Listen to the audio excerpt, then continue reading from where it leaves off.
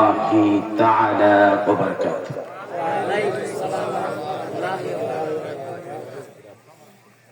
আপনারা সবাই কেমন আছেন? একটু আগে আসলে বেশি ভালো লাগে।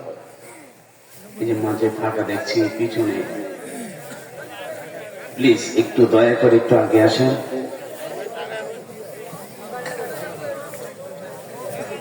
হরকতে বরকত পাবে, একটু লড়াচড়া করে বসে। এই জায়গাটা আপনারা আমার জন্য সাক্ষী দিবেন।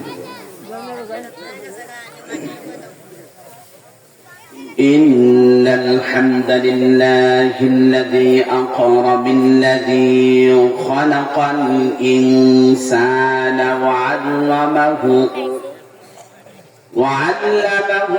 وكرمه بيان ما لم يعلم فسبحان الذي لا إحصى امتلاله من اللسان ولا بالقلم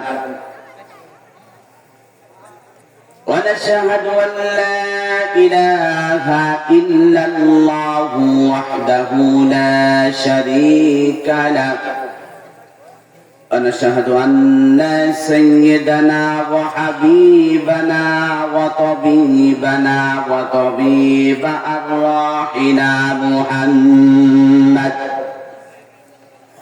صلى الله عليه وسلم وشر الأمور أواسطها وكل محدثة بدعة وكل بدعة ضلالة وكل ضلالة في النار. أما بعد فقد قال الله تعالى في كلامه المجيد والفرقانه الحميد. أعوذ بالله من الشيطان الرجيم. بسم الله الرحمن الرحيم.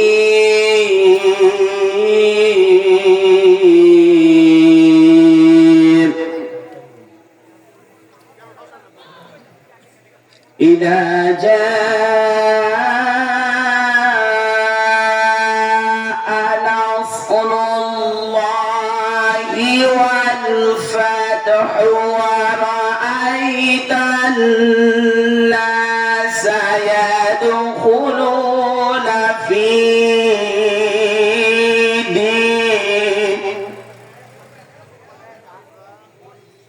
ورأيت الناس يدخلون في دين الله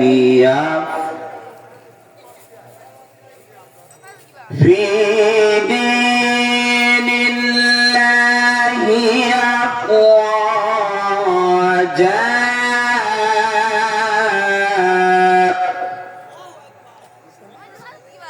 فسبح بحمد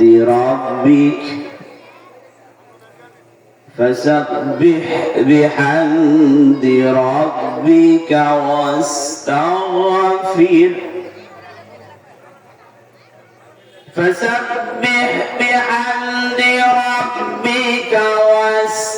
واستغفره إنه كان توابا.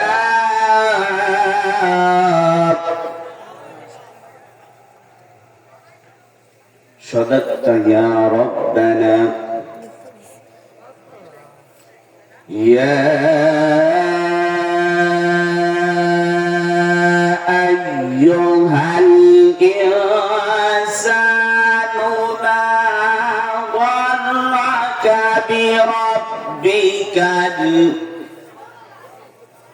ما غرك بربك الكريم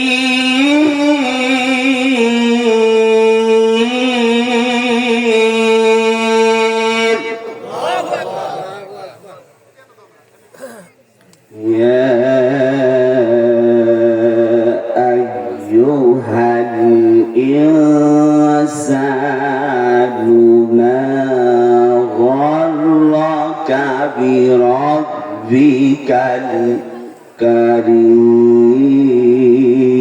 الكريم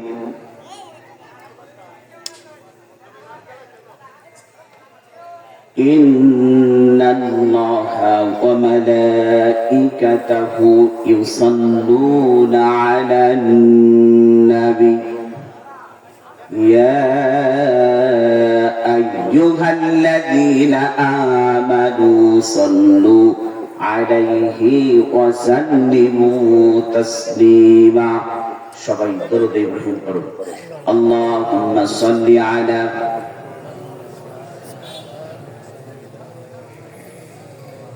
كما صليت على إبراهيم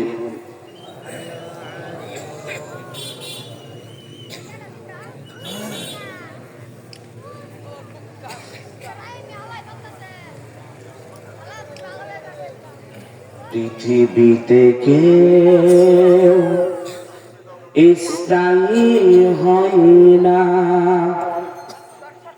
পৃথিবীতে কেউ স্থায়ী হয় না হোক কিবা নমরুদ কিবা ফিরাউন চিরকাল ভবে কেউ রয় না চিরকাল ভবে কেউ রয় না বলেন ঠিক কিনা পৃথিবীতে কেউ স্থায়ী হয় না ও কিবা নমরুদ কিবা ফিরাউন চিরকাল ভবে কেউ রয় না চলে যায় যেতে হয় মৃত্যু মানি না কোনো পরিচয় সব রাজার মহারাজা আর মহাবীর সব রাজার মহারাজা আর মহাবীর মৃত্যু থেকে রেহাই কেউ পাবে না পৃথিবীতে কেউ স্থায়ী হয় না হোক কিবা নমরুদ কিবা ফিরাউন চিরকাল ভবে কেউ রয় না বলেন ঠিক কিনা মেহরবানি করে একটু যদি চাপে আসতেন পিছনে জায়গায় প্লিজ প্লিজ একটু চাপে আসেন বলেন লা ইলাহা ইল্লাল্লাহ জোরে লা ইলাহা ইল্লাল্লাহ একটু একটু ভাই গেটটা ছেড়ে দেন গেটটা ছেড়ে দেন প্যান্ডেলের গেট থেকে সরে বসেন বলেন লা ইলাহা ইল্লাল্লাহ রিমঝিম আজিম বৃষ্টি ঝরে মধুর সুরে গাহিয়া লা ইলাহা ইল্লাল্লাহ জোরে লা ইলাহা ইল্লাল্লাহ আরেকটু ভাই আরেকটু লা ইলাহা ইল্লাল্লাহ আরো জোরে লা ইলাহা ইল্লাল্লাহ মুহাম্মদ তুমিহি হাবিবে পাক দাওয়ার হো শফিআল মুশকিল রোজ মাহশর হো লা ইলাহা ইল্লাল্লাহ আরো জোরে লা ইলাহা ইল্লাল্লাহ লা ইলাহা ইল্লাল্লাহ লা ইলাহা ইল্লাল্লাহ লা ইলাহা ইল্লাল্লাহু মুহাম্মাদুর রাসূলুল্লাহ সাল্লাল্লাহু বাসারিয়া পশ্চিম পাড়া বাইতুন নূর জামে মসজিদ ও যুব সমাজের উদ্যোগে দ্বিতীয় বার্ষিক তাফসীরুল কোরআন মাহফিলে জনাব সভাপতি উস্তাদুল হুফাজ হাফিজ মোহাম্মদ আব্দুল গনি সাহেব আল্লাহ পাক তাকে নেক হায়াত দারাজ দান করুন বলুন আমিন এরপর প্রধান অতিথি হাজী মোহাম্মদ আহসান উল্লাহ সাহেব আল্লাহ পাক তার হায়াতের মধ্যে বরকত দেখ বলুন আমিন আজকের আমাদের প্রধান মেহমান জাতীয় পর্যায়ের একাধিকবার পুরস্কার প্রাপ্ত হযরত মাওলানা মাকসুদ আল আজমি সাহেব, মিডিয়া ব্যক্তিত্ব, ডাবল কামিল এবং খিতনামা একজন বক্তা। আল্লাহ পাক তার হায়াতের মধ্যে সিহাতিয়া কুল্লিয়া কামনা করছি, বলুন আমিন। এরপর আমার পূর্বে যিনি কথা বলেছেন, বাদ আসর থেকে শুরু হয়েছে, আমি ওনাদের কথা শুনতে পারলে আমার জীবনকে ধন্য মনে করতাম। আমি তাদের কাছ থেকে শুনে মনে করেন এমনও হুজুর আসছে তার আমি ছাত্র হওয়ার যোগ্যতা রাখি না।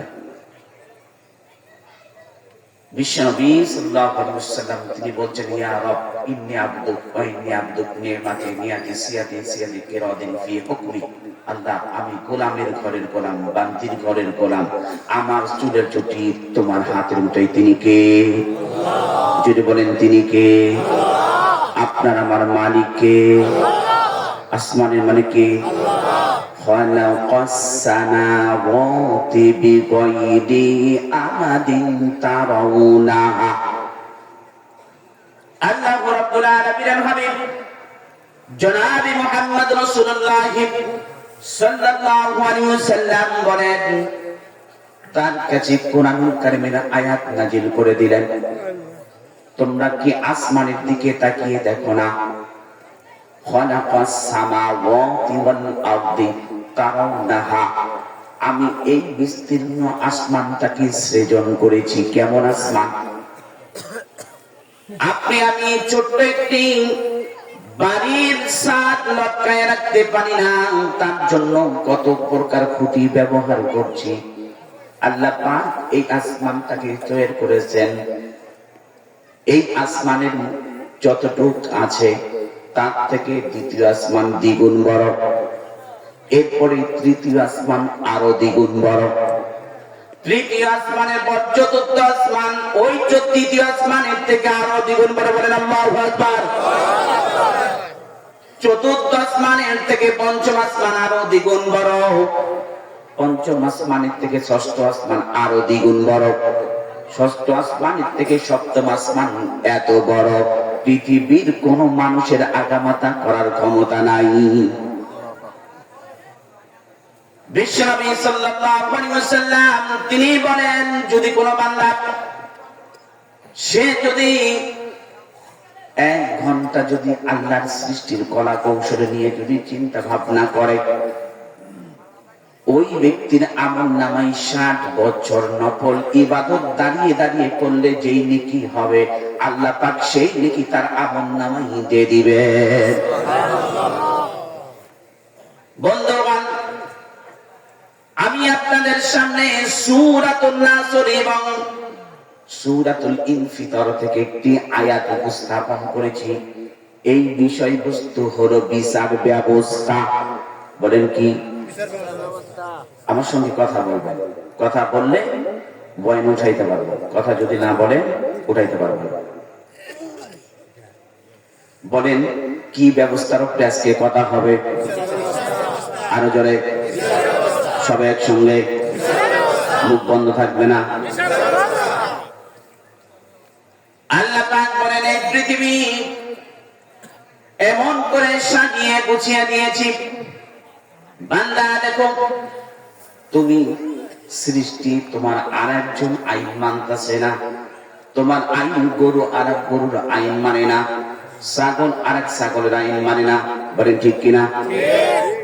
আপনি আমি যখন গাড়ির মধ্যে ছাগলটি উঠাই, ছাগল উঠানোর সময় দেখি ছাগলের রশি ধরে যখন টান দেয়, তখন 2 পা সামনের দিকে বলে দিয়ে বলে, তোর বাবার খাই না, তোর খাই না, কেন আমার ছাগলে আমার রশি ধরে টানিস, আমাকে ছেড়ে দে। বলেন ঠিক কিনা? আর আপনি আমি পৃথিবীতে যে আইন মানতাছি, বলেন তো এটা হলো ব্রিটিশের বস্তা আইন। বলে ঠিক কিনা? এই কোরআন দিয়ে যদি আইন চলে, দেশ শাসন হয়, তাহলে শান্তি আসবে কি আসবে না? এই কিতাবের মালিক কে? আরো জোরে জোরে বলো না, মিছিল দিয়ে বলেন। আল্লাহর নাম বলতে কি ভয় হয়? আরো জোরে, আরো জোরে। আল্লাহর নাম বলতে কি ভয় হয়? ইয়া কালিমাতুল্লাহ হিয়াল উলিয়া। যে ব্যক্তি আল্লাহর নামের সাথে শত্রুতা আছে, আমরা এখানে বসেছি সবাই মুসলমান, কুল্লু মুসলিমিন ইখওয়া, এক মুসলমান অপর মুসলমানের ভাই, আমরা সকলে মুমিন, বলে ঠিক কিনা? আল্লাহ নবী সাল্লাল্লাহু আলাইহি ওয়াসাল্লাম বলেন যে আল্লাহু আকবারের সাথে কার সম্পর্ক? যার সাথে দুশমনী তার জানাজা দেওয়া হবে না। জোরে বলেন, জানাজা দেওয়া হবে না। তাকে গলায় রশি দিয়ে টেনে হেঁচড়ে নিয়ে তার কবরের মধ্যে রেখে দেওয়া, ঠিক কিনা? দেখেন, তাই চট্টগ্রামের মধ্যে, চট্টগ্রাম নামক একটা শহর আছে, ওই শহরের মধ্যে মুয়াজ্জিন সাহেব যখন সুরিত কণ্ঠে আযান দিলেন, আসসালাতু খায়রুম মিনান নাওম, বলেন আল্লাহু আকবার। যখন আযান দিয়েছে ঘুম ভাঙলো, ঘুম ভাঙার পর মুয়াজ্জিন সাহেবকে ডাকা হলো। ডাকার পর মুয়াজ্জিন সাহেবকে বলছেন, মুয়াজ্জিন সাহেব, এই সকালবেলা শীতের রাত্রিতে তুমি কেন চিল্লাও?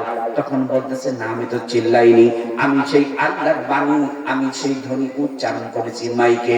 কেন তুমি বললি? এই জন্য ম্যানেজিং কমিটিকে ডাইরেক্ট হুমকি দিয়েছে, যদি এই মুয়াজ্জিন সাহেবকে না পাঠান ডাইলে, তাহলে আমি অংশটা দিয়ে গুলি করে মেরে ফেলবো, বলেন ঠিক কিনা? আরে বলেন তো, ওই ব্যক্তির দাম বেশি না মুয়াজ্জিন সাহেবের দাম বেশি? কার কাছে? বলেন, মুয়াজ্জিন সাহেবের দাম বেশি না ওই ব্যক্তির দাম বেশি আল্লাহর কাছে? আপনাকে আমাকে 5 বার ডাকে, আল্লাহর ডাকে সাড়া দেওয়ার জন্য। বন্ধুরে, যখন ডাকলেন, ডাকার পর বলছেন বচন বন্ধ করে দিব, সব কিছু বন্ধ করে দেব। আপনাদের কাছে আবার প্রশ্ন, বলেন তো, নামাজের শুরুতে কার নাম বলি? কার নাম বলি? এরপরে যখন আমি কান পর্যন্ত, নদী পর্যন্ত হাতটা উঠাইয়া যখন হাত বাঁধলাম, বাঁধার পর এরপরে যখন আমি যখন কার নামের ওপর শুরু করি, জোরে বলেন, কার নামের ওপর শুরু করি?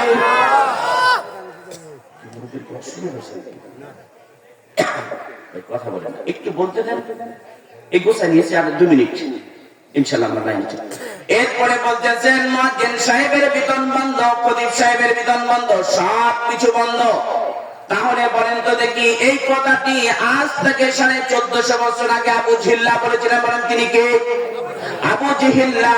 আর ওই ব্যক্তির যদি ডিএনএ টেস্ট করা হয়, তাহলে আমার মন বলছে ওই ব্যক্তির শরীরে আবু জিহ্লের রক্ত পাওয়া যাবে, বলেন ঠিক কিনা? কারণটা হলো, আযানের সাথে কারো আমাদের দুশমনী নাই। সকালবেলা সূর্য ওঠে আযানের ধ্বনিতে, সূর্য অস্ত যায় আযানের ধ্বনিতে। কথা বলেন না কেন? বলছি, ফজরে কি আযান হয় কি হয় না? আপনি দেখেন, পুরো বিশ্বের দিকে তাকিয়ে, যেই সময় ছিল করোনা ভাইরাস, ইটালির মতো এত সভ্য জাতি, এত আধুনিকতা, যেখানে সোয়ার সব কিছু লাশের স্তূপ করে গেছে মেডিসিন দিয়ে, এমন ভাবে পানির মতো গেলে দিয়েছে। আর বাংলাদেশে এত জনসমুদ্র, একটা লোকও তেমন মারা যায়নি তুলনামূলক ভাবে, অথচ আমার দেশে আল্লাহর খাস মোহাম্মদ আছে না নাই? ও মুসলমান, এবার জাগতে হবে, তাওহীদের নিশান উড়াইতে হবে। শাহজালালের ওই নির্ভীক সৈনিকেরা ছুটে আয়, ওই শাহজালালের নির্ভীক সৈনিকেরা, খতম করো গৌর গোবিন্দর চেলা চামুন্ডা গোলা, বলেন ঠিক কিনা? আরে গৌর গোবিন্দের চেলা চামুন্ডা বাংলাদেশে আছে না নাই? তাদেরকে আমরা প্রতিহত করবো, বলেন ইনশাআল্লাহ। জোরে বলেন ইনশাআল্লাহ। আপনি আমি দেখতে পাই পৃথিবীর জমিনে, যখন ওই ব্যক্তির যখন আযান বন্ধ করে দিলেন, শেষ কথা হলো, আপনি বলেন তো, আপনার আমার জীবনের শেষ নামাজ, নামাজের নামটা কি? জোরে বলেন, নাম কি? এই জানাজার নামাজের প্রথম শব্দ কি? শেষ শব্দ কি? তাহলে বোঝা গেল যে আপনার আমার জীবনের সাথে রিলেটিভ জড়িত আল্লাহর সাথে। আল্লাহু ওয়ালিয়ুল্লাযীনা আমানু ইখরিজুহুম মিনায-যুলুমাতি ইলান-নূর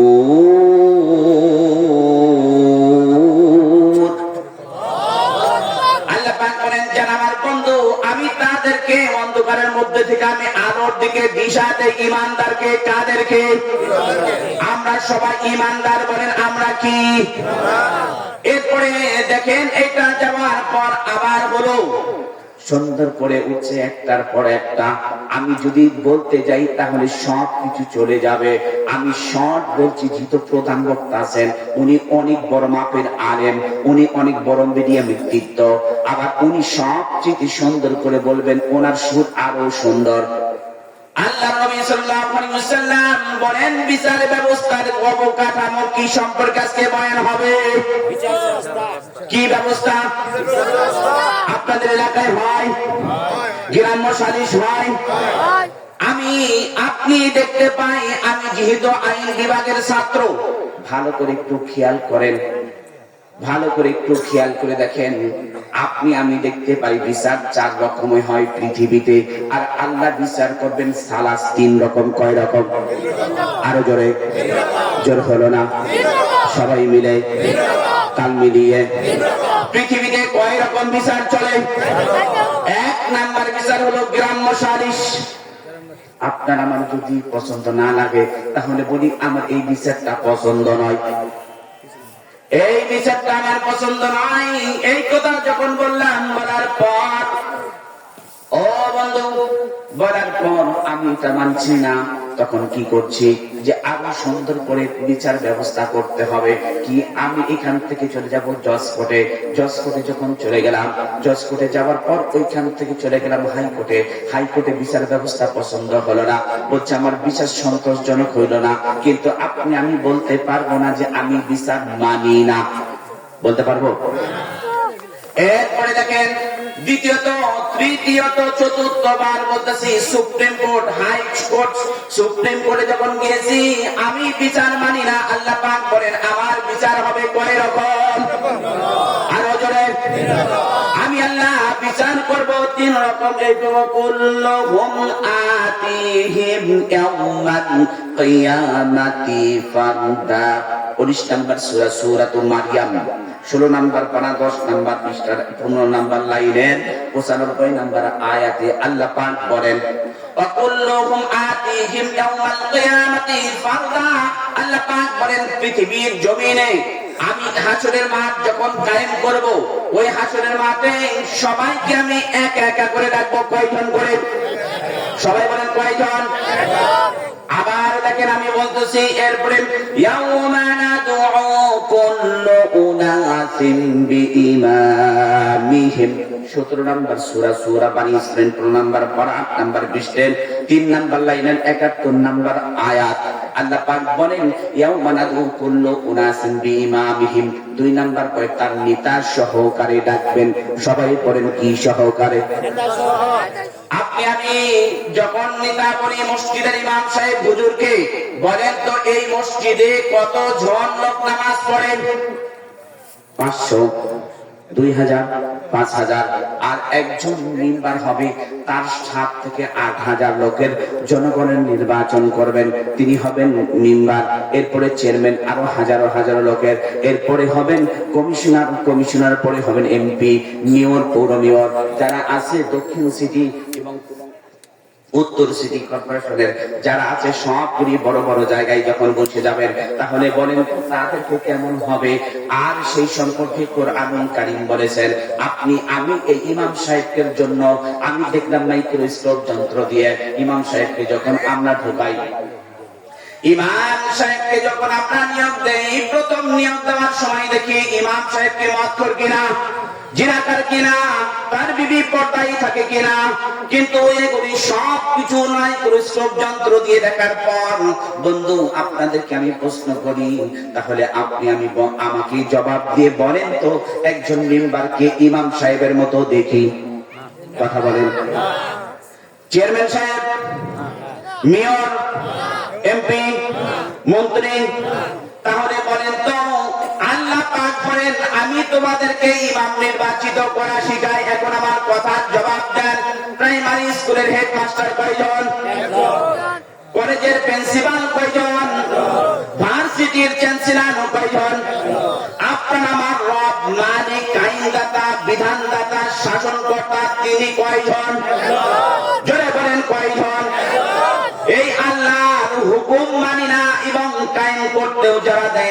তাদের সাথে আমার সম্পর্ক তারা বলবে কি বিড়ি খাই, সিগারেট খাই, বেনসন ফাইবার। ঠিক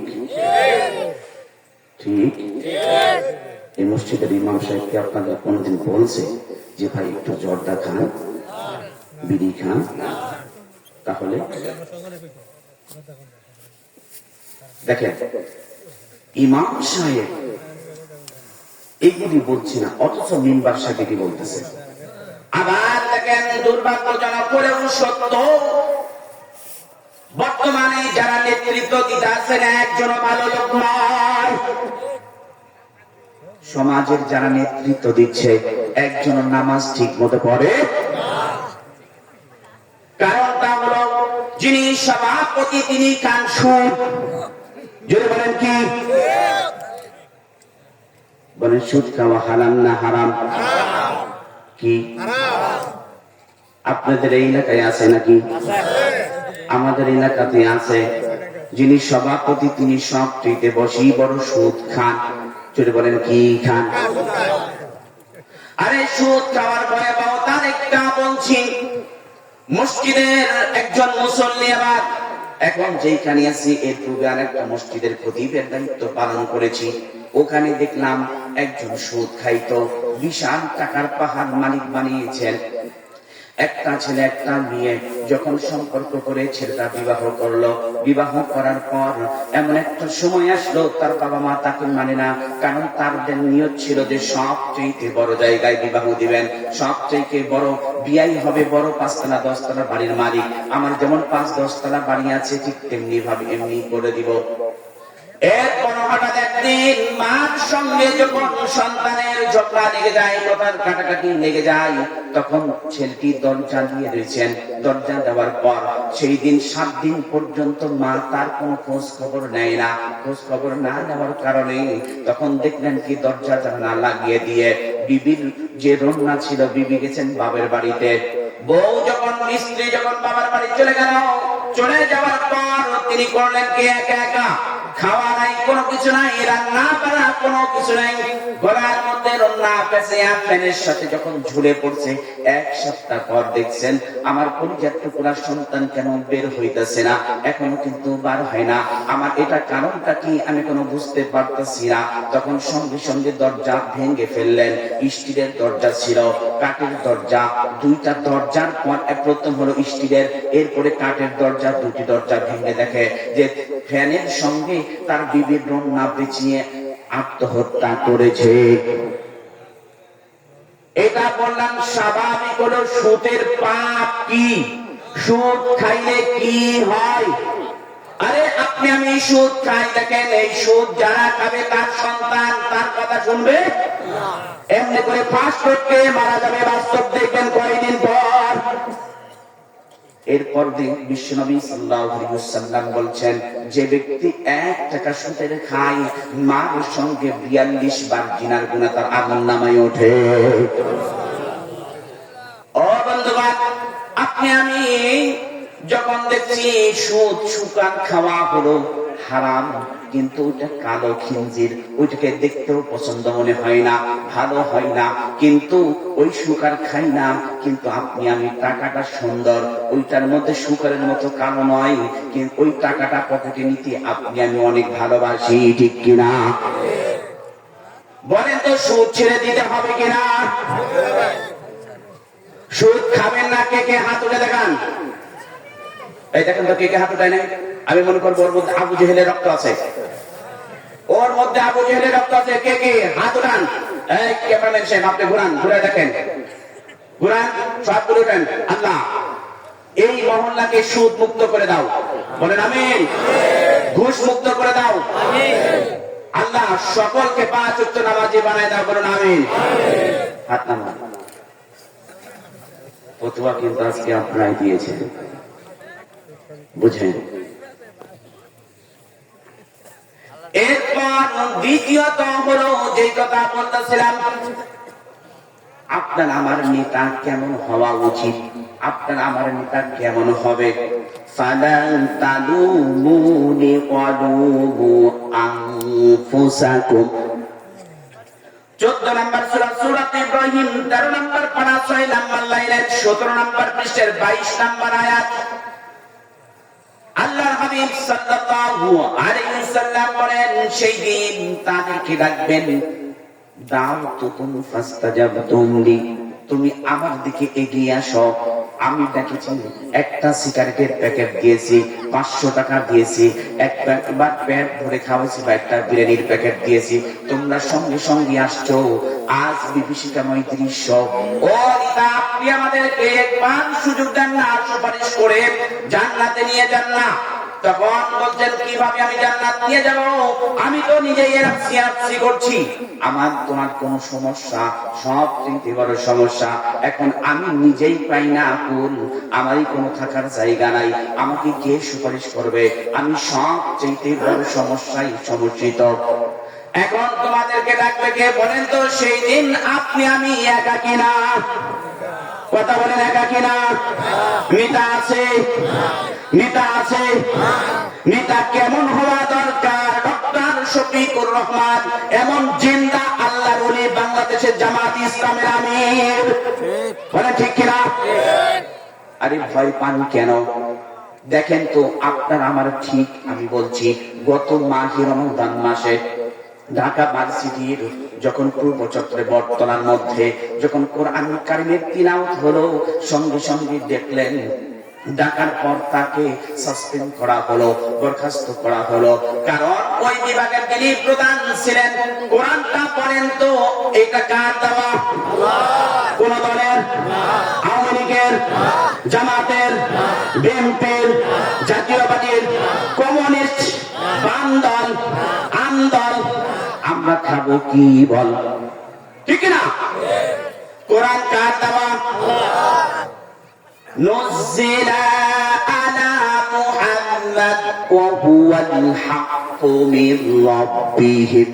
আল্লাহ পাক বলেন, এই কোরআন কার উপর নাজিল হয়েছে? কোরআন সঙ্গে সঙ্গে জবাব দেয়, নুজিলা আলা মুহাম্মদ, আমি মুহাম্মদ রাসূলুল্লাহ সাল্লাল্লাহু আলাইহি ওয়াসাল্লামের উপর অবতীর্ণ হয়েছি। সুবহানাল্লাহ। দেখেন এরপরে কি আছে? কেমন নেতা দরকার? আপনি আমি নেতার ক্ষমতার চেয়ারে বসেই সব চাইতে বড় বলছি, আমার সাথে না কেউ নাই, আমার কথা না শুনলে 14 শিখের মধ্যে ঢুকাই দেবে, এমন আছে না নাই? কথা বলতে হবে, বলেন ঠিক কিনা? দেখেন এমন আলেম, আমার বড় ভাই যিনি মুফতি আমির হামজা সাহেব, তিনি একজন মাজলুম, 925 দিন জেলখানায় ছিলেন। এখন ঠিক মতো তিনি কথা বলতে পারে না। তার সঙ্গে আমি যখন ফোনে কথা বললাম, বলছে, ভাই আমার ডান পাশে এবং বাম পাশে ইলেকট্রিক শর্ট দেওয়া হয়েছে। একজন মানুষকে যদি ইলেকট্রিক শর্ট দেওয়া হয়, তাহলে তার কি অবস্থা হতে পারে? দেখেন তো, কোরআনের পাখি কাকে বলা হয় আপনারা বলেন তো দেখি? আল্লামা দিলওয়ার হোসেন সাইদি, কি তার দোষ ছিল? 50 বছর পর্যন্ত কোরআনের দাওয়াত দিয়েছে। বলেন কিসের দাওয়াত? কোরআনের দাওয়াত। তার কি দোষ ছিল? কোনো দোষ ছিল না। কিন্তু তাকে যখন নিয়ে যাওয়া হলো জেলখানা থেকে, যখন ডাক্তার চিকিৎসার কথা বলে, তখন যখন বের হয় সুন্দর একটি হাসি দিয়েছেন, সঙ্গে সঙ্গে ফেসবুকে পোস্ট দিয়ে দিয়েছেন, খবর দেখা হলো। কিন্তু কিছুক্ষণ পর, কয়েকদিন পরে তাকে তার মৃত্যুর সংবাদ আসলো। ডাক্তার আবার নিজে অকপটে স্বীকার করলেন, আমাকে ইঞ্জেকশন দেওয়ার কথা বলা হয়েছে, এই জন্য আমি ইঞ্জেকশন দিয়েছি। এগুলি যখন বললেন, বলার পর আপনি আমি দেখেন তো দেখি, আপনি আমি এই কথাটি যখন শুনলাম, শোনার পর আপনার আমার কি মন চাই যে আলেমদের উপরে একটার পর একটা টর্চারিং, একটার পর একটা সব চাইতে হলো জুলুম নির্যাতন আসছে। এমনও আলিম আছে ঘুমায় রয়েছে, ঘুমে থাকার কারণে ওইখান থেকে তার কি মামলা, কি দোষ, কোনো কিছুই জানে না, অথচ জিনার গুনাহ তার আমলনামায়, তার জন্য আমলনামায় দিয়ে দিয়েছেন, দিয়ে তাকে হলো চার্জশিট বানিয়ে তাকে জেলখানার মধ্যে ঢুকাইয়া দিয়েছে। দেখেন আল্লামা মামুনুল হক সাহেব, আজিজুল হক রাহমাতুল্লাহি আলাইহির সাহেবজাদা মামুনুল হক সাহেব, তার কি দোষ ছিল? জিনার অপবাদ দিল, কিন্তু হাদিসের ভাষায় আছে আপনি যদি একটা বিবি দিয়ে যদি না হয় তাহলে আপনি 4টা পর্যন্ত বিবাহ করতে পারবেন, বলেন ঠিক কিনা? এটাই যদি হয়ে থাকে রে বন্ধু, তাহলে আপনি আমি দেখেন, একটু খেয়াল করে শুনেন, বোঝার চেষ্টা করেন। 1450 বছর আগে আল্লাহ পাক যেটা নাজিল করেছিলেন কোরআনুল কারীম, ওই সময় যখন নবীজি কাবার চত্বরে বসে যখন কোরআনুল কারীম তিলাওয়াত করতেছিলেন, আবু জেহেল হজের সময় তখন বললেন যে শোনো, আমাদের এখানে একজন পাগল আছে, তোমরা ওই পাগলকে দেখতেও যাইবে না, ওই পাগলের কথাও শুনবে না, কারণ ওই পাগল কি বলে সেটা জানতেও চায় না, দেখতেও যায় না। নবীজি যখন কাবার চত্বরে বসে কোরআনুল কারীম তিলাওয়াত করছেন, কেউ বা কানের মধ্যে তুলে দিয়েছেন, কেউ বা দিয়েছেন চোখ বন্ধ করে, কেউ বা বিভিন্ন রকম করে যখন চলে গিয়েছেন। নবীজি যখন তিলাওয়াত করতেছিলেন, তিলাওয়াত করার সময় তিলাওয়াত যখন করতেছিলেন, ওই সময় দেখলেন যে সকলেই, কারণ পাগল, আমি যদি বলি ওই পাড়াতে পাগল আছে, তোমরা কেউ দেখতে যাবে না, আপনার আমার মনের মধ্যে একটু খুঁতখুঁতি বা একটু অনুপ্রেরণা জাগবে, পাগলটা কেমন একটু দেখে আসে, বলেন ঠিক কিনা? মুহাম্মদ রাসূলুল্লাহ সাল্লাল্লাহু আলাইহি ওয়াসাল্লামকে দেখার জন্য যখন গেলেন, যাওয়ার পর দেখলেন তার পুরো জোড়ানো, তার চেহারা এত সুন্দর, আসমানের চাঁদের চেয়েও সুন্দর। আপনার আমার নবী জনাবে মুহাম্মদ রাসূলুল্লাহ, চাঁদের চেয়েও সুন্দর তুমি ওগো নবী কামলিওয়ালা, চাঁদের চেয়েও সুন্দর তুমি ওগো নবী কামলিওয়ালা, বলেন মারহাবা। আল্লাহ নবী সাল্লাল্লাহু আলাইহি ওয়াসাল্লাম এই 1450 বছর আগে কোরআনুল কারীমের আয়াত নাযিল করেন, ওয়াকালাল্লাযীনা কাফারু লা তাসমাউ লিহাযাল কুরআনি ওয়ালগাউ ফীহি লাআল্লাকুম তাগলিবুন।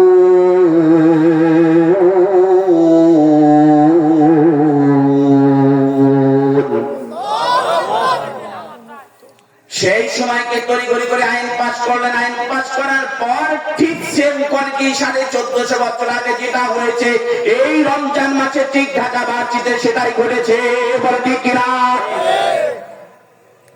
ও মুসলমান, আপনি আমি মনে করছি 5 ওয়াক্ত নামাজ পড়লেই জান্নাত চলে যাব, না না, শুধু 5 ওয়াক্ত জামাত পড়লেই, জামাতের সহিত নামাজ পড়লেই জান্নাত যাবে এমনটি নয়। আরো শরীয়তের বিধান হলো 550 আয়াত কোরআনুল কারীমের আয়াত নাযিল হয়েছে। ও মুসলমান, ভালো করে বোঝার চেষ্টা করুন, এই 6666 যে কোরআনের আয়াত যদি হয়, আপনারা আমার সাথে হিসাব করেন, তাহলে এর যদি কম হোক আর বেশি হোক, এর মধ্যে থেকে যদি 550 আয়াত শরীয়তের জন্য ছেড়ে দিলে আর থাকে কত গুণী? ধরেন 6666 আয়াত, 666 আয়াত যদি শরীয়তের জন্য ছেড়ে দেন, ছেড়ে দেওয়ার পর আবার দেখেন তাহলে 6000 আয়াত গুনি আল্লাহ পাক কিসের জন্য নাজিল করছেন? যে কোরআন আপনার আমার সংসারে লাগে না, সেটা দরকার আছে? কথা বলেন, বলেন, যদি বলেন, যেই কোরআন দিয়ে মসজিদের মধ্যে শুধু সীমাবদ্ধ থাকে, যেই কোরআন আমার সমাজে চলে না, ও নামাজি কোরআন দিয়ে নামাজ পড়ো, সমাজ কেন গড়ো না, ও নামাজি কোরআন দিয়ে নামাজ পড়ো, সমাজ কেন গড়ো না। এই সমাজের কথা কোরআনে আছে না নাই? আল্লাহ পাক বলেন যে তুমি এই কোরআন দিয়ে সমাজ গড়তে হবে, এই কোরআন দিয়ে আপনার ইউনিয়ন গড়তে হবে, থানা গড়তে হবে, জেলা গড়তে হবে, সেক্রেটারিয়েট, ক্যান্টনমেন্ট, সব জায়গায় কোরআন দিতে হবে, বলেন ঠিক কিনা? আপনি আমি যেভাবে কাজ করছি, যেভাবে কথা বলছি, যেভাবে যাহা কিছু করছি, আদৌ কিন্তু ঠিক। আরে নামাজ পড়ে চলে গেলাম, এটাই মনে করছি, এটাই মনে হয় ঠিক, আর কিছুই নয়। আপনি আমি যদি দেখতে চাই, হযরত উমর রাদিয়াল্লাহু তাআলা আনহু বলছি কেমন নেতা ছিলেন, মনে আছে নি আপনাদের? যদি বলেন মনে আছে, হযরত উমর রাদিয়াল্লাহু তাআলা আনহু আপনার আমার বাস্তবতার নেতা। আর তিনি একজন নেতা ছিলেন। কেমন নেতা? ভালো করে খেয়াল করেন। হযরত ওমর রাদিয়াল্লাহু তাআলা নদীর থেকে কলসির মধ্যে পানি নিয়ে মাথার মধ্যে নিয়ে যখন আসতেছেন, উপরে বিশাল রৌদ্রের তাপ, নিচের থেকে বালু গরম, যখন আসতেছেন গ্রাম্য বদবী, একজন রাখাল, একজন গ্রাম্য বদবী, মূর্খ মানুষ, ক্লান্ত শ্রান্ত, শরীরে কাদা মাখা অবস্থায় এসে বলছেন, আমিরুল মুমিনিন, আপনার সঙ্গে আমার কিছু কথা আছে, আপনি একটু দাঁড়ান।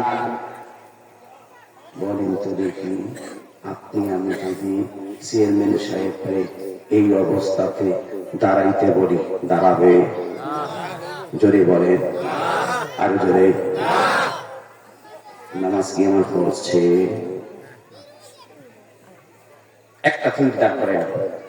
নাম্বার 2, আমিরুল মুমিনিন দাঁড়িয়ে গেলেন, বলতেছেন, আল্লাহর বান্দারে, কেন আমাকে ডেকেছো বলো?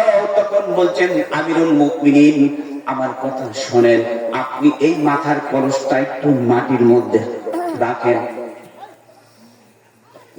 গ্রাম্য বদবীর কথা শুনে যখন তিনি হাঁটুর উপরে কলসটা রেখে দিলেন, রেখে দেওয়ার পর তিনি বলছেন, বল এখন তোমার কথা শুনি।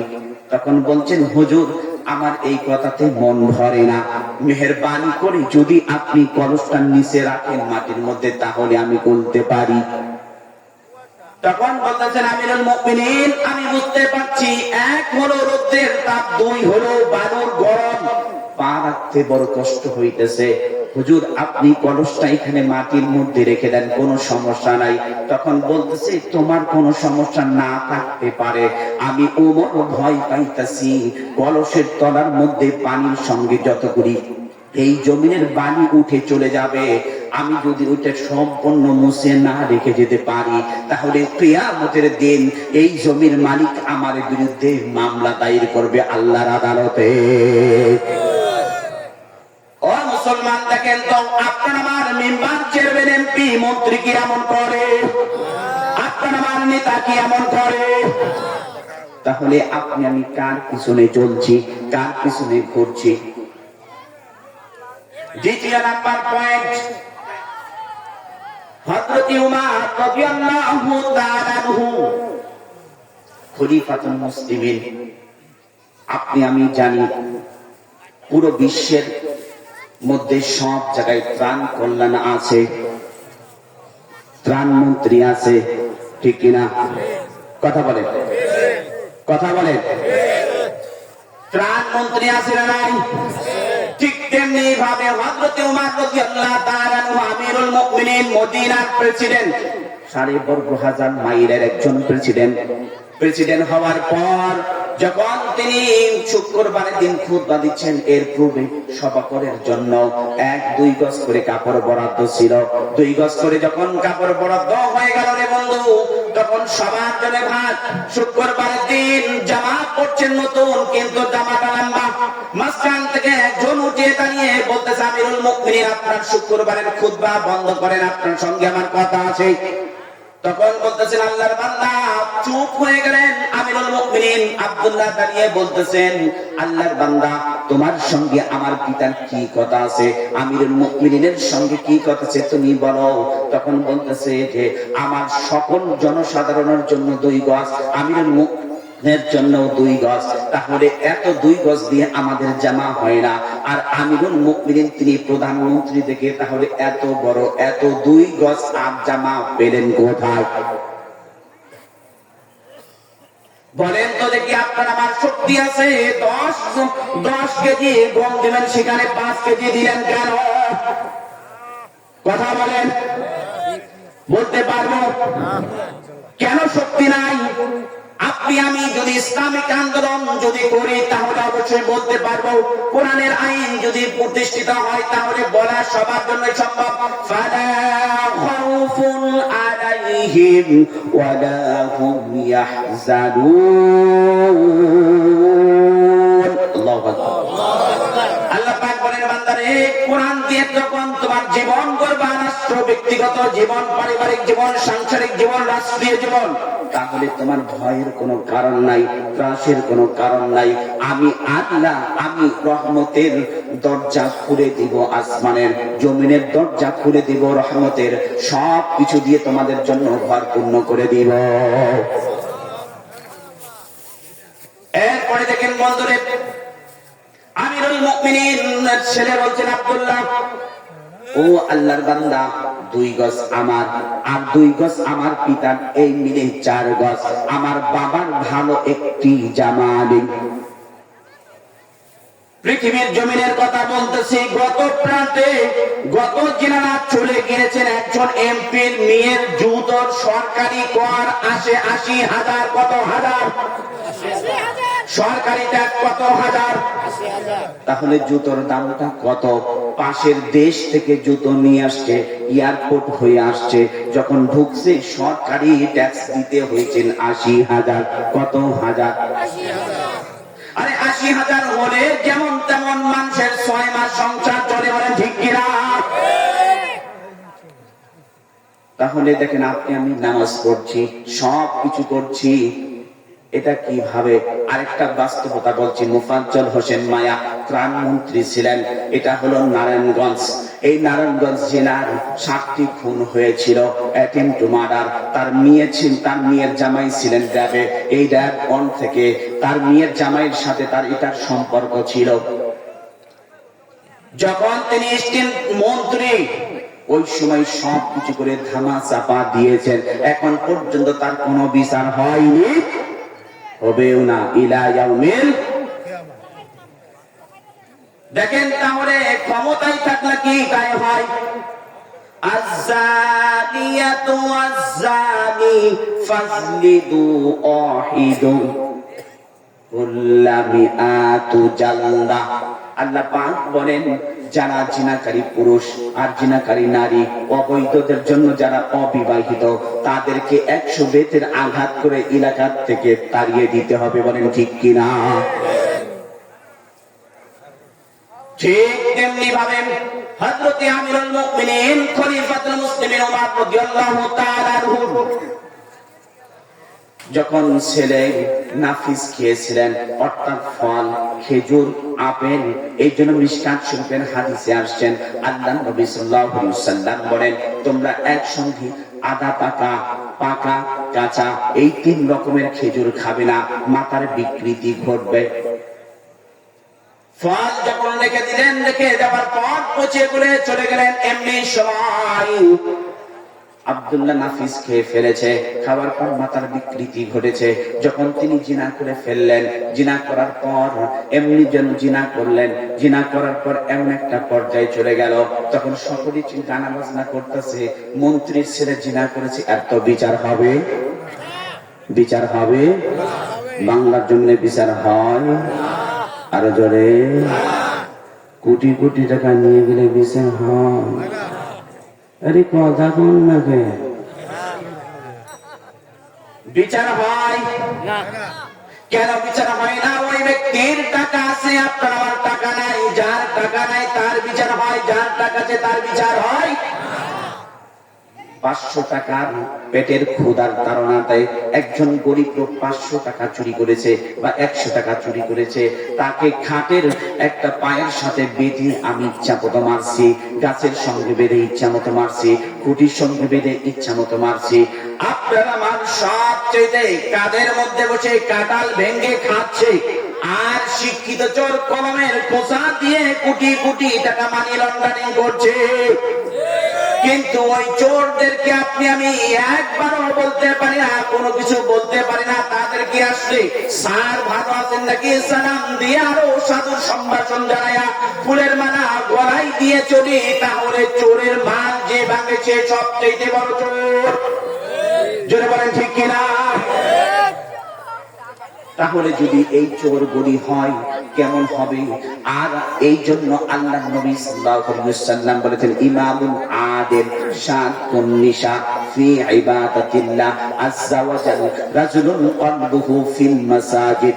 ইনসাফকারী ইমাম, ওই ন্যায় পরায়ণ বিচারকে আল্লাহ পাক আরশের ছায়া দিবেন। বলেন কিসের ছায়া? জোরে বলেন কিসের ছায়া? উমর রাদিয়াল্লাহু তাআলা যখন বিচার করবেন, বলছেন জোহর নামাজের সময় বিচার হবে, পরে ওই ব্যক্তিকে মসজিদে নববীর খুঁটির সঙ্গে বেঁধে রাখো। আছে? আমি হুজুর পারবো আমার ছেলেকে বাঁধতে? আপনারা পারবেন? বলেন পারবেন? এই মহল্লার মাতবরের ছেলে যদি দোষ করে, তাকে মসজিদের খুঁটির সাথে বেঁধে রাখতে পারবে? ও মুসলমান, কথা বলেন ঠিক কিনা? যখন বেঁধে রাখলেন আমিরুল মুমিনিন, বেঁধে রাখার পর এমন একটা হয়ে গেল, সকলের মধ্যে কানাঘুষা শুরু হয়ে গেল।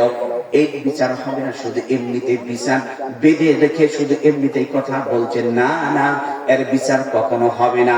আমরা এটা মানি না, মানতেও চাই না। জোহর নামাজ পড়ে কানাঘুষা শুরু হয়ে গেল, সঙ্গে সঙ্গে আয-যানিয়াতু ওয়াজ-যানি ফাজলিদু ওয়াহিদু মিআত মিনহুমা জালদা। আল্লাহর হাবিব সাল্লাল্লাহু আলাইহি ওয়াসাল্লামের কাছে যে কোরআনুল কারীমের আয়াত নাযিল হয়েছিলেন, সেই আয়াতটি যখন বললেন, বলার পর তখন বলছেন, শোনো, আজ বিচার হবে, তোমরা কোনো কিছু করো না। তখন বলতেন,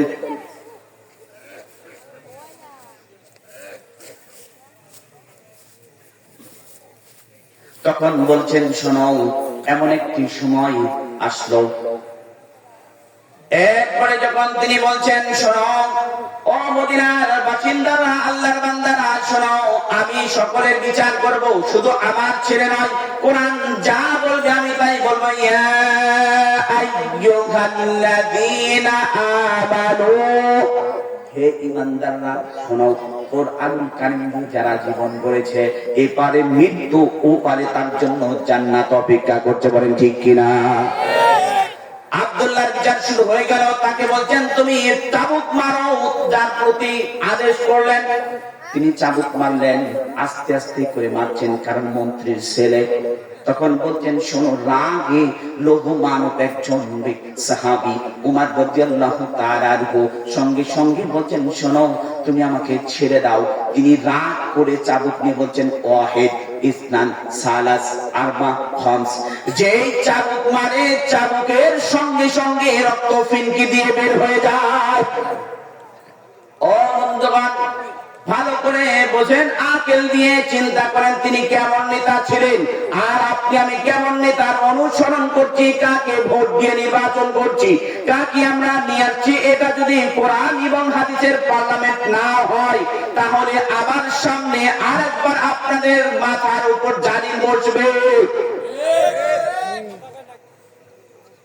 যখন উমর রাদিয়াল্লাহু তাআলা আনহু মারার পর যখন ৮০টি বেতের আঘাত করলেন, পৃথিবী থেকে বিদায় নিয়ে দিলেন, দেওয়ার পর তার জানাজা দিলেন। জানাজা দিয়ে কাফন দাফন করে সব কিছু করে ওই কবরের উপর আর অবশিষ্ট গুলি আঘাত করে তিনি বাসায় এসে কাঁদছেন হাউমাউ করে, আর বালিশ চেপে ধরে।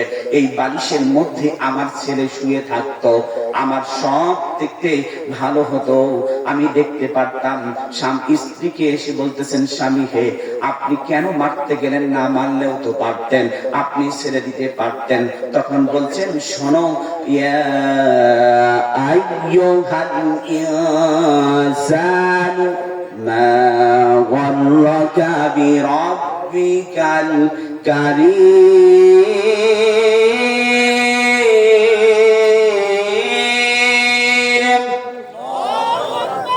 আমাকে পিছন দিক থেকে ডাক দিয়ে বলছেন, ও ঈমানদার, আল্লাহর বান্দা, নবীর সাহাবী, শোনো। দ্বিতীয় খলিফা উমর, তুমি কি কোরআনের আয়াতকে ভুলে গেলে? আমাকে কে যেন পিছন দিক থেকে রাখে, আমি আস্তের ওপর ওইটার কাজ করতে পারলাম না, সঙ্গে সঙ্গে আমাকে সেটাই কাজ করতে হলো। কোরআন ডেকে বলে, ইয়া আইয়ুহাল্লাযীনা আমানু, হে ঈমানদাররা, তোমরা অবশ্যই অবশ্যই কোরআন এবং হাদিস দিয়ে বিচার ফয়সালা করবে। মান সাদাকা বিহি আদালা, যে ব্যক্তি কোরআন দিয়ে বিচার ফয়সালা করে সেই সঠিক বিচার ফয়সালা করতে পারে। যে বিচার কোরআন হাদিস দিয়ে করে না সে সঠিক বিচার করতে পারে।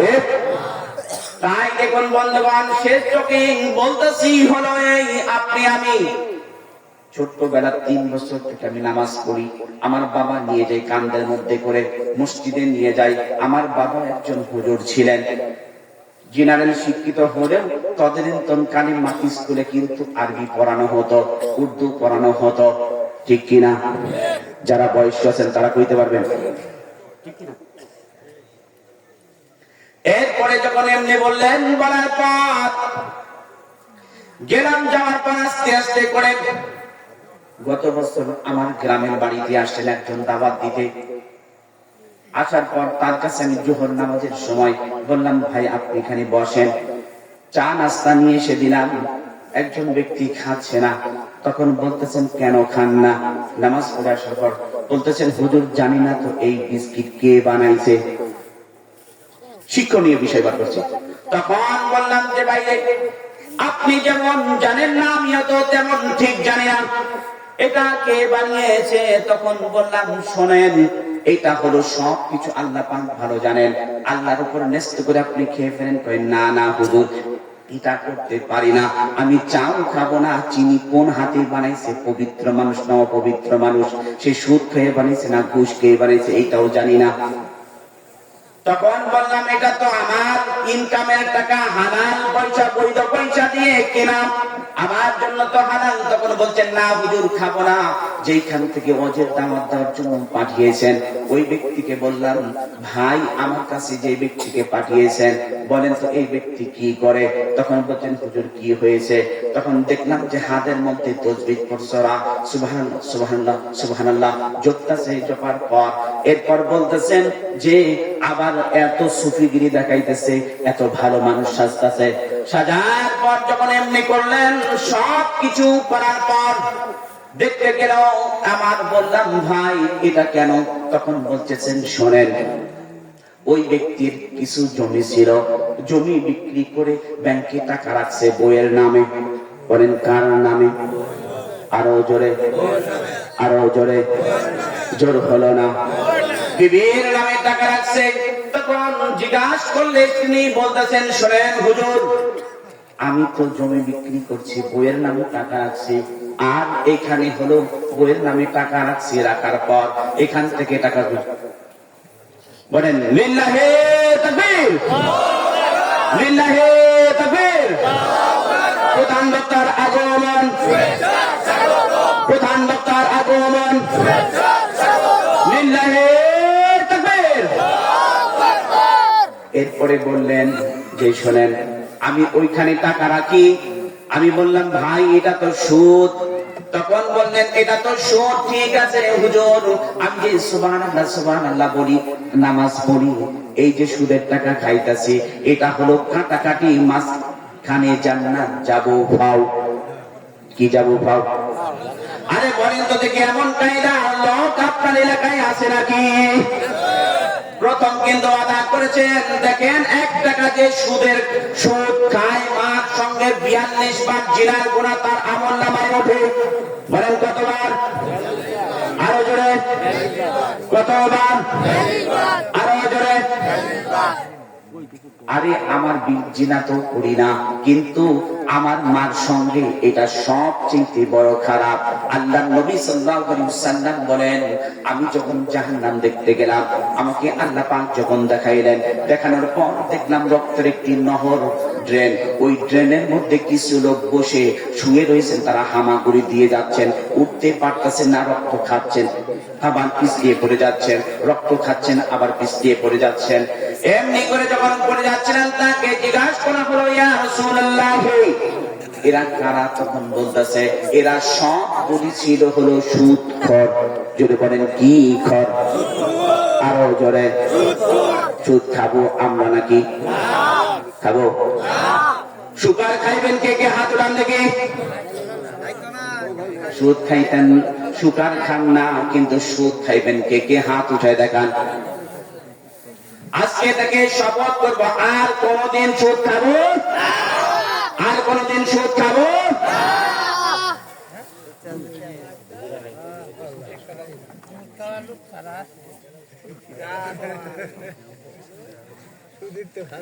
কেন আমার হলো শরাফাতে বাজে মেহমানকে মঞ্চে বসে রেখে আমার বয়ান করার তখন এ থাকে না, কারণ এটা একটা বেদবি দেখায়। এই জন্য আমি আজকে যতটুকু আলোচনা করেছি আমার ওস্তাদ বড় ভাই আরো সুন্দর করে ফিনিশিং আনবেন ইনশাআল্লাহ। আলহামদুলিল্লাহি রাব্বিল আলামিন। আসসালামু আলাইকুম ওয়া রাহমাতুল্লাহি তাআলা ওয়া বারাকাতুহু।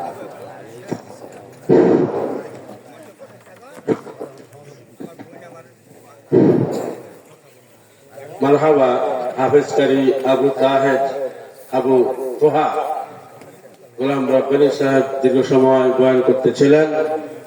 এখন আজকের যিনি প্রধান মেহমান মঞ্চে উপবিষ্ট, এখন কিছুক্ষণের মধ্যে আপনাদেরকে মূল্যবান বয়ান শোনাবেন।